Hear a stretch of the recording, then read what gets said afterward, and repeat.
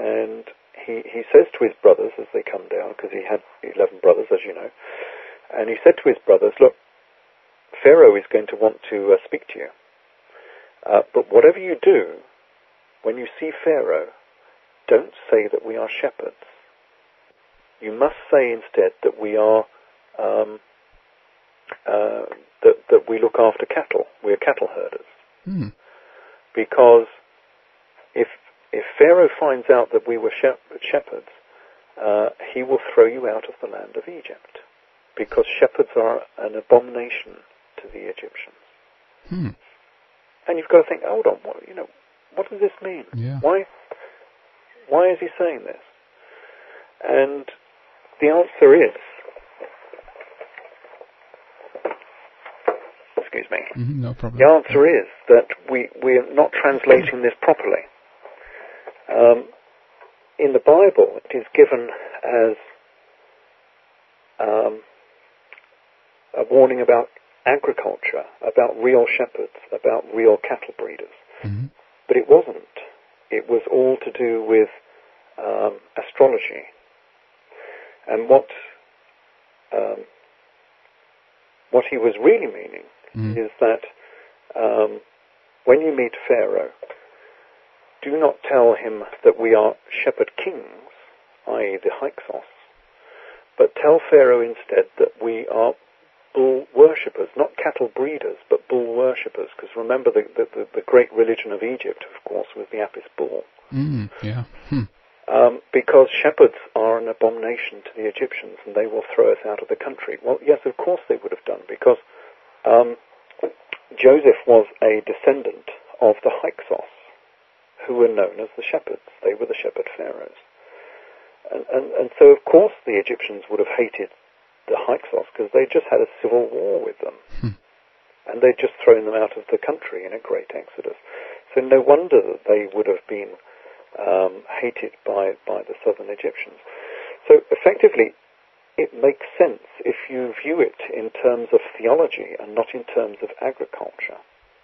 Yeah. So what we might have here in the Bible is an actual verbatim conversation between Joseph and his brothers regarding the Pharaoh, the southern Pharaoh, who would have been Ahmose the first, or probably Tuthmosis of the first, about that era anyway, about 1500 odd BC. So it's quite possible that the Bible is not only correct, but also verbatim correct, with actual conversations between actual people, because it actually makes sense if we understand the context. And the context is not farmers and looking after sheep and a few bulls. It's about the theology of Egypt, between the Apis bull worshippers and the shepherd kings. And of course, this difference between the Apis bull worshippers and the shepherd kings is all astrology, of course. Because, I presume your listeners know all about precession, yes? Sure, we have talked about that too, yeah. Okay, so that they're quite familiar with that. Well, the era of Taurus ended in about 1800 BC, of course. And that would have been the era of the Apis bull worship. And after Taurus, the next constellation, of course, was Aries. And so in about 1700, 1800 BC, there was this change between Taurus and Aries. And I've no doubt that this is why the shepherd kings became known as the shepherd kings, because they went with the new constellation. And the southern Egyptians did not, for whatever reason.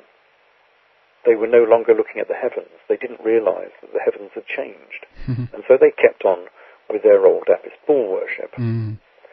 Whereas the southern Egyptians, the northern Egyptians had changed and gone on to Aries, and that's why they were called the shepherd kings, the Hyksos, Hyksos. So so this is another story, I guess, of a people who have, adopted, I guess, the new age, so to speak, and now they are at war with the previous age, with because they're saying to the people in southern Egypt, why haven't you changed? Sure. Why are you not following the constellations? Yeah. Well, you should be supporting Aries now, and they weren't. So this is another source of contention. between the north and the south. And this is mirrored, I guess, in the story of, Moses after he comes down from the mountain and sees his people worshipping the bull again. Of course, they were worshipping the bull again. So he had Apis bull worship amongst his congregation. So what does he do when he sees them? He kills 3,000 of his followers for following the Apis bull. So again, yes, we can see this this battle between the Apis bull worshippers and the shepherds. Yeah. Of course, the patriarchs were known as shepherds. So, and this is what it was all about. It was a conflict between the constellations. And of course, into this conflict between the constellations, there came this almighty great explosion of the island of Thera. Now, of course, that meant the gods were angry. So why were the gods angry? Well, it's because, these Apis bull worshippers hadn't changed, had they? They're still doing the old things. And so we have an extra layer of contention between these people. Not only are they worshipping the wrong constellation, but now the gods are angry and they've caused this darkness for 3 days across the lands of Egypt. So, it was ripe for conflict. Oh yes, indeed, yeah. There is a story in the Bible that Moses actually were aware of what was going to happen in regards to, I guess, the eruption that we're talking about. Do you think that that is accurate, or constructions made afterwards, so to speak? No, he might have known what was going to happen. It depends on their knowledge of volcanology, but we do know from the evidence in Thera that the mountain did give warnings before it finally erupted. So it gave a number of earthquakes before the main eruption.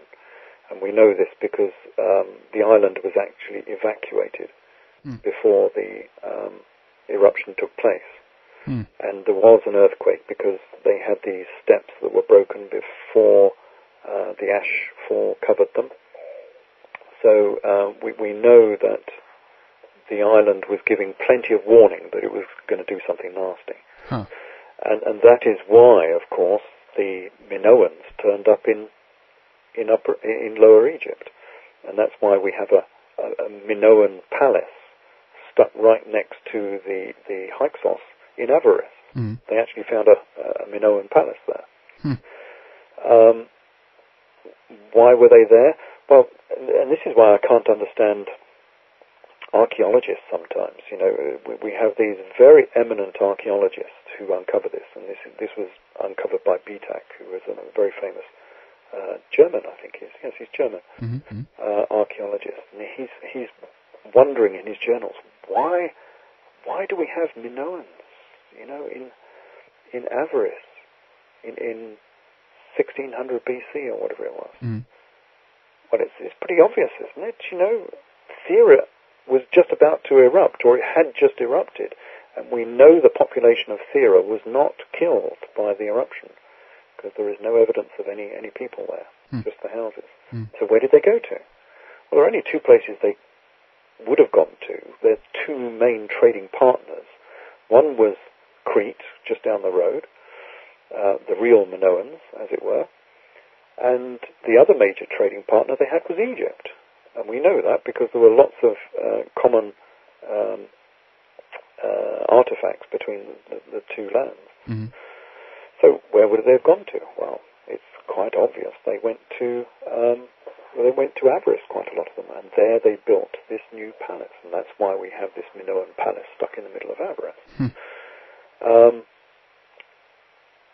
Which is interesting again, but for another era. I mean, we're talking about the Exodus here, but following this event, many years later, 3 centuries later, we had a new pharaoh of Egypt, who again came from the north. He was basically from Avaris. And he was a pharaoh who had very strange tastes. And he liked free-flowing artistry and really realistic scenes and all sorts of, for Egypt, quite revolutionary art. and you probably know who I'm talking about. Akhenaten, right? Akhenaten. Yeah. So where did he get his love of free-flowing art from? Well, if you look at the artistry of Amarna and compare it with the Minoans, you'll find out exactly where he got his artistry from. And of course, he was a pharaoh who was brought up in northern Egypt. He would have had many Minoan compatriots, and we know from Amarna that there was quite a lot of trade with the Minoans still in the Amarna era. And this is where his revolutionary style comes from. Like everything, it's not revolutionary as such, it's just been borrowed. So he obviously preferred Minoan architecture, and he borrowed it, and he used it in Amarna, and that's why we see this flourishing of this new style within Egypt. Fascinating. You know, Ralph, we are coming up to the end of this first segment here. But before we kind of finish things off and continue in the second part for our subscribers, I would, this is a fascinating story, and there's so much more to talk about here, obviously. But I wanted to give you a chance to tell people about your website, and also, of course, mention your books and some of the titles you got out there, and I guess what you would recommend for people who want to dive into this from the beginning, so to speak, and say how people can get your books, of course, also. Okay, well, the website is www.edfu-books.com, and edfu is spelled EDFU, so that's edfu-books.com. And really, for people embarking on this, probably the best one to start on is the first book I wrote, which is Jesus, Last of the Pharaohs. And that is a brief rush through all of this history, all the way from the Exodus all the way through to the era of Jesus. And that gives you a sort of background to most of this. The best of my series is funnily enough, one that doesn't sell the most, and I'm still perplexed by this. I think it's either too complex for people, or perhaps they can't believe that I've actually discovered what I've discovered. And that book is Solomon, Falcon of Sheba, which I'm shortly going to rename as Solomon, Pharaoh of Egypt, because I've actually found the tombs and the sarcophagi of King David, King Solomon, the Queen of Sheba, and Hiram Abith, the hero of Masonic law. Sure, yeah. So that is a very, very in-depth study, and it's got, considering the claims I'm making, it has got so much evidence that I have actually discovered the true tombs and sarcophagi of these people. So it's an amazing story, that one. Fascinating. And that is my best recommendation, so that is Solomon, Falcon of Sheba. I then go through Eden in Egypt, which says that Adam and Eve were Akhenaten and Nefertiti. That's an interesting story in itself. Sure. I have Tempest and Exodus, which covers the period of the Exodus, obviously, and the Tempest Stella of Ahmose I, which has biblical quotes on it. And a lot of people like my last one, and this is a strange double book. It's a back-to-back. You turn it round one way and it's one book, you turn it round the other way and it's another book. And it's the first of those books is Cleopatra to Christ. And that's interesting because it shows the true ancestry of Jesus, that he was a prince of Egypt, and his great-grandmother was actually Cleopatra VII, the Queen of Egypt.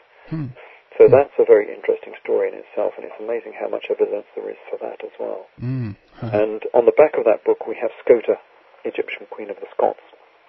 Now this is a slightly different era. This is going back to the era of Akhenaten again, and a Scottish story that's well over 1,000 years old, and probably as much as 1,500 years old at least, based on Irish and Scottish texts that go back that far, which say that the Irish and Scottish people were first settled by an Egyptian queen called Scota and her husband called Gaithalos.